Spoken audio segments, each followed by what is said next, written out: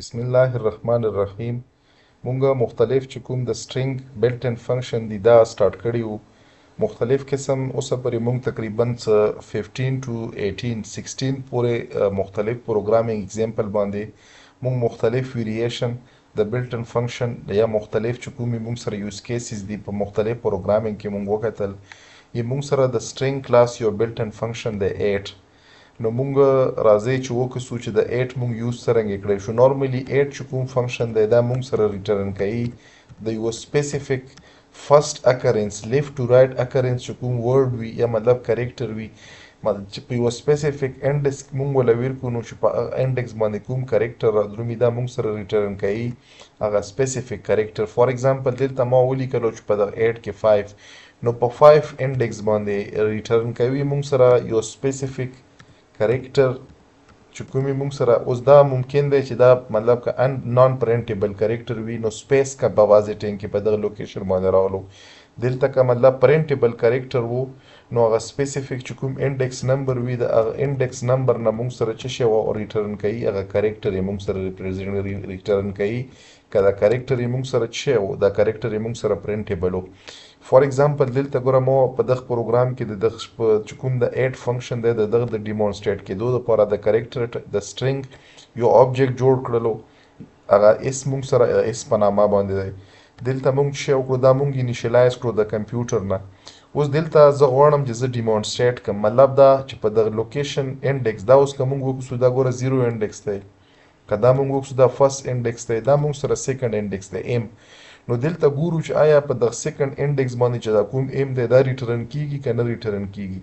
یا انډرسټینډینګ دپاره به دلته زه څه شی وکړم دلته به زه یو میسیج ولیکم چې دا څه شی به ولیکم زه به ولیکم چې کریکټر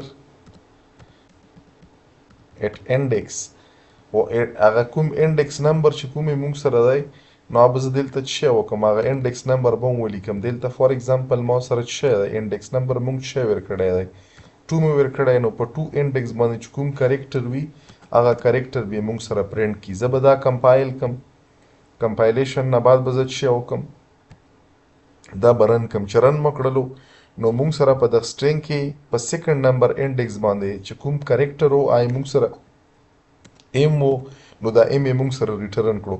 مطلب دا چې په یو ایگزیسټینګ کریکټر یا کریکټر ایرې یا په سټرنګ کې که مونږ وغواړو چې په اینی انډکس باندې مونږ څه وکړو مونږ ویلیو ریټرن کړو نو دا مونږ په څه شي سره دا مونږ په 8 فنکشن باندې ریټرن کولی شو. نو هوپفولي که دلته زه فار ایگزامپل زه تاسو ته وښیم دا ما څه کړلو ډاینامیکلي مې کړلو. په ډاینامیکلي کې ما څه ولیکلو زه غواړم چې زه په دغه کې په رن ټایم باندې ډیټا انټر کړم. دلته ما ولیکلو چې څه وکړم انټر کا any string مطلب دا چې any string data څه وکړه دا انټر کا. په سی ان باندې چې کوم دا اس دی په اس کې به مونږ څه وکړو ډیټا به انپوټ کړو. بیا مونږ دلته څه وکړلو په دغه کې زه غواړم چې زه دا ډسپلی هم کړم نو دلته به زه ولیکم چې string چې کومه ډیټا مونږ سره مطلب راغله هغه به زه دلته د اس نه پرنټ کړم. پرنټ کېدو نه بعد به زه نیو لاین له لاړ شم نیو لاین له لاړم په ای ان ډي ال سره. هغه نه بعد به زه چې په دغه کوم سپیسیفیک انډکس په دغه سټرنګ کې کومه ویلیو ده هغه ویلیو به پرنټ کړم. دا پروګرام کې ما چینجز وکړل نو دا به زه ریکمپایل کړم. ریکمپایل مې کړلو سټیل څه ایرر پکې نشته زه به راشم دا به رن کړم. چې رن مې کړو ما ته چې یو سټرنګ انټر کا. فار ایگزامپل دا سټرنګ ما څه انټر کړلو ما انټر کړلو یسټرډے انټر مې کړلو چې انټر مې کړلو نو دا کوم سټرنګ چې موږ ډاینامیکلی انټر کړو دا تاسو کتای شو دلته پرنټ شولو یسټرډے. اوس په دغه سټرنګ کې په سیکنډ نمبر انډکس باندې ګوره دا په وای په 0 انډکس دا په فرست انډکس دا په سیکنډ انډکس نو په سیکنډ انډکس باندې موږ سره څه شی اس دی نو اس یې موږ سره دلته ډسپلی شولو. نو په یو ایگزیسټینګ په رن ټایم یا په سټیټیکلی چې کله موږ یو ویلیو انټر کوو په وخت کې وغواړو چې دا په کوم لوکیشن باندې په کوم انډکس باندې کوم کریکټر دی نو هغه دپاره موږ د 8 فنکشن د دغه سټرنګ چې کوم د بلټ ان فنکشن دی دا مونږ استعمالولی شو. دا اصل کې که د دغه جنرل سینټیکس وکړو جنرل سینټیکس یې مونږ سره څه دی سینټیکس یې مونږ سره څه په دا رنګ باندې دی.